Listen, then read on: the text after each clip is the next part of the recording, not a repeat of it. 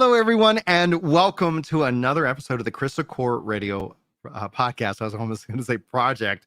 Joining me today, late to game, aka Mark, a good friend of mine, guys. He makes really great content. His link is in the description. We might have a couple other guests join us mid-show as well, but we've got a ton to talk about. Just to kind of give you guys an overview, we're going to talk about No Rest for the Wicked. They're going to have a major update today. The devs are already teasing out that people get ready to buckle the heck up.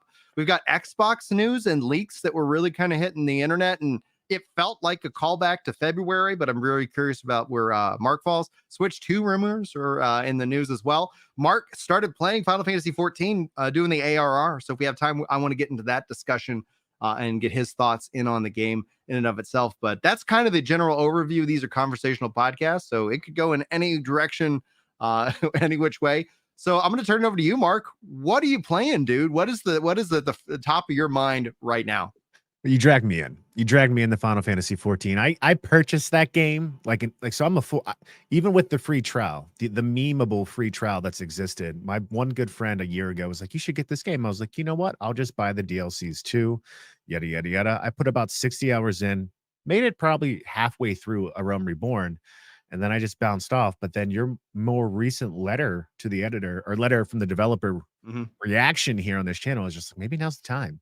Yeah. So I did it. I beat 2.0. I just did Defenders of Eorzea. Yeah. Last night. Yeah. Yesterday's stream, I got past that. I think I got Shiva coming up next.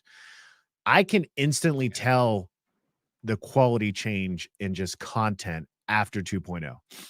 I really cannot wait to hear your thoughts when you go and you step into Heaven's Ward, because you were absolutely right on the track. It feels like it was this almost like the orchestra was just getting warmed up, and it just kind of builds and builds, and then it just kind of all of a sudden you're like, oh, they have they know what they're doing. They're really moving forward and firing on all cylinders.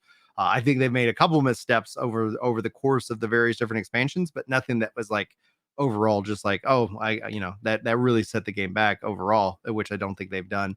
But yeah, I'm glad that you've been able to step back into it and you're enjoying your experience with it, and I'm very excited for you to continue on that journey. Are you finding any success with it when you're streaming it, or is it? Yeah, I mean, the community's, I would say 99% of the community is great. I will say, like, people like Chili come over. There's a lot of people that are real passionate and just want to experience the story again through someone else's eyes, which I love. A lot of people that help out, all of that great stuff. I mentioned this briefly. There was one time on YouTube, someone came into my channel and right away was just like, "You're doing all of this wrong and you need to change it now." And I was just like, well, here's my tip. I'm learning as I go. And if I cause you stress, maybe you don't watch me, Yeah. But it's been good. I'm enjoying it. And like I said, it's just like almost all of 2.0, I had like no emotional response to the story at all. And immediately following that through the patch content, I'm like, oh my gosh, okay, like I'm feeling something now. My emotions are being touched, and even the cutscenes get better. There's more voice acting, which I know gets even more prominent. So yeah, I'm happy that I've made it past that major hump that is A Realm Reborn.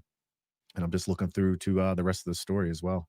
Yeah. Like, I actually really appreciated it 2.0, namely as a 1.0 player going into the experience. And so there's essentially it's always interesting to me to see people and how they receive it. And I understand the critiques of 2.0, but I don't share in those views, because it was like, wow, this is incredible. I can't believe we can finally do this now. And we always wanted to do that. And the controller support was just top tier. It's so funny to see how it's evolved over the course of time, though, because there were times when I think somebody was trying to talk crap about me. They're like, this is the guy that put all these buffs on the one macro. And it's like, yeah, because like when you would level down, like if you got synced down, it wouldn't automatically adjust your skills. Like it was like, you literally was like, I either want to use this skill or this skill or this skill as I level. So we'd have to use macros back in the day for kind of managing level sync content. And now it's all just straight up handled, which is quite a nice quality of life feature, which saves a lot of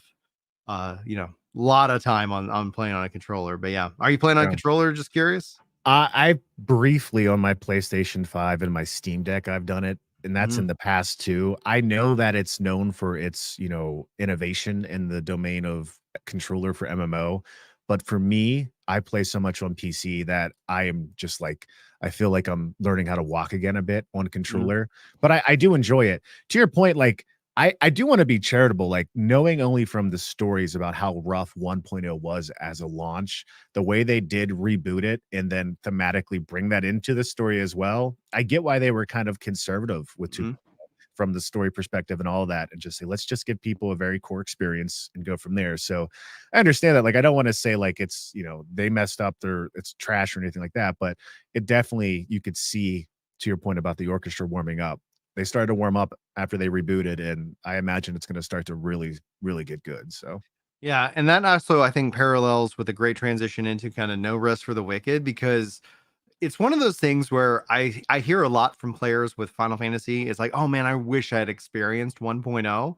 And while I think No Rest for the Wicked launched in early access has absolutely been incredibly stellar, it's makes me even more excited for the future because they don't have to go do massive amounts of rework to make the game playable and enjoyable and approachable to a degree, because it does have a challenge to it, which I really do appreciate. That Souls kind of, grittiness of like, yeah, this enemy, if you're not you can't, just get lazy and just kind of run through and and just roll on everything all the time. But one of the things that I point out though, especially now when people ask, should you play No Rest for the Wicked now or should you wait for release, is like there's a magic that I find in kind of being a part of the evolution of any game, and that's yeah. speaks to Final Fantasy, that speaks to this game itself, is to see how it evolves, where it goes, where it was, to be able to say like, yeah, we used they tried that, it didn't work out,